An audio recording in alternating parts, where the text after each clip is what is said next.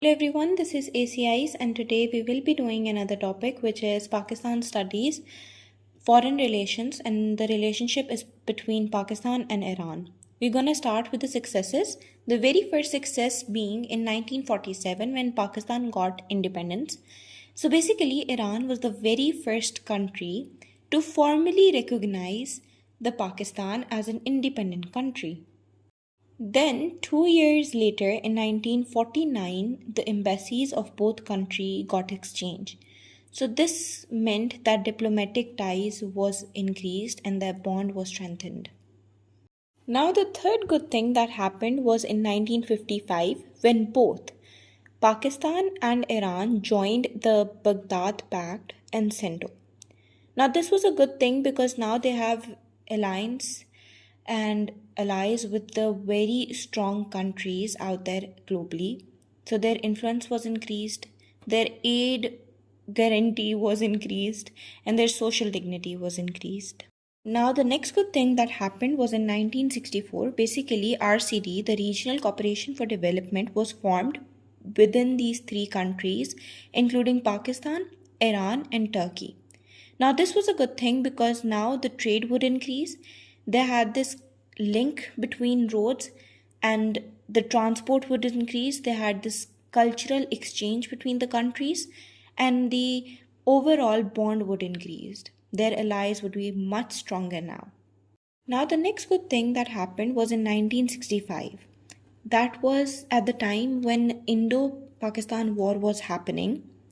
So Iran supported Pakistan first of all, and secondly, Iran gave Pakistan oil and military aid. That was a very good move from Iran. Thank you. Even in 1971, when we were having this Bangladesh crisis, that was basically the beef between whether East Pakistan, West Pakistan was to be separated or not. Iran gave the political support to Pakistan. Okay, another good thing happened in 1974. Basically, Bhutto and Shah of Iran agreement happened. In this agreement, the very first thing that happened was that Iran agreed to give oil to Pakistan on very easy terms. That just means on very low prices.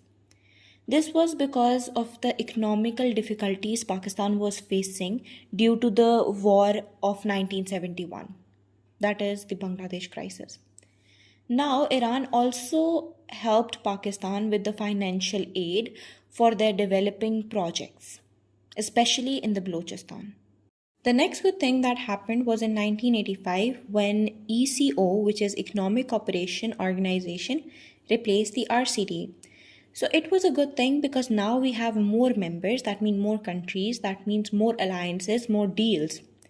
With that, we are not focused on small cultural scale economic projects. Now we are aiming for big projects like transport links, energy consumptions, and joint development projects. So this was a good deal. Bear with me, guys. We are about to finish. Don't worry. So the last success was in 1989. Basically, Benazir Bhutto visited Tehran, a city in Iran. And this was a good thing because our prime minister visits the other country. You know what I mean? The bond increased, the ties increased, there were more deals now. Bear with me, guys, we are about to finish. So, the very first failure happened in 1980. Basically, Iran is an anti American country, and Pakistan took help from America. So, basically, there was a bit conflict going on. A small Cold War, you know what I mean? The second bad thing happened in Ziaul Haq's era. So basically, when Ziaul Haq was the prime minister, Pakistan supported the Sunnis. Sunni and Shia is basically a sector division between the Muslim religion, and Iran supports the Shia community more.